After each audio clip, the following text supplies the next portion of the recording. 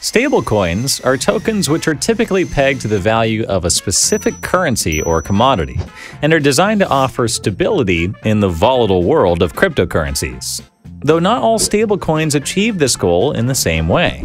Depending on the mechanism a stablecoin uses, it can be placed into one of three main categories: fiat-backed, crypto-backed, or algorithmic. The first category of stablecoins is fiat-backed stablecoins, such as USDT and USDC, and is by far the most popular. These stablecoins are backed by reserves of traditional fiat currencies, such as the US dollar or the euro. To maintain their one-to-one peg to a currency, the stablecoin issuer ideally holds the currency in cash or cash equivalents such as treasuries, which should match or exceed the circulating supply of the stablecoin. Next, we have crypto-backed stablecoins. As their name suggests, crypto-backed stablecoins originate from DeFi applications and are backed by cryptocurrencies held as collateral. However, due to the volatile nature of cryptocurrencies, crypto-backed stables typically require over-collateralization to a specific ratio to ensure stability.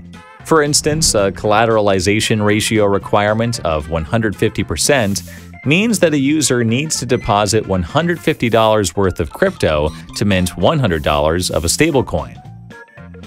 Examples of crypto-collateralized stablecoins include DAI, which is currently the largest crypto-backed stablecoin by market capitalization, or LUSD, which is 100% backed by ETH.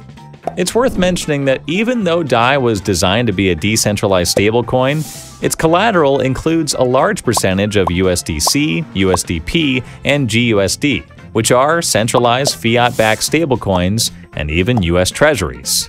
The third category is algorithmic stablecoins, which are also meant to be decentralized in nature, but unlike over-collateralized stablecoins, they may or may not actually be backed by anything.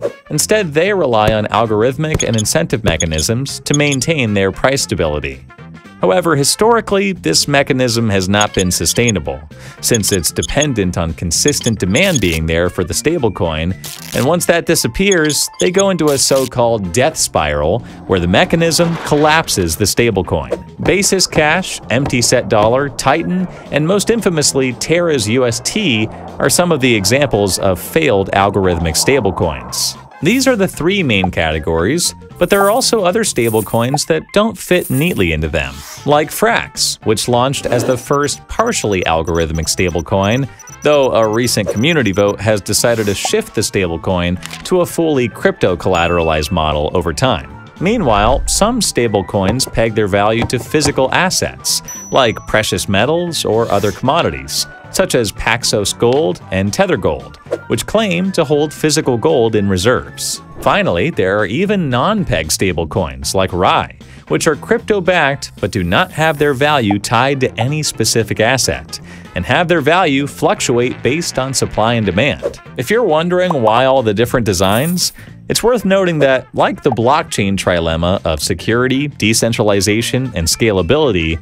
stablecoins also face their own trilemma of stability, decentralization, and capital efficiency, whereby any stablecoin design typically has to sacrifice one aspect to achieve the other two. So far, the race to create a stablecoin which effectively optimizes for all three is still on.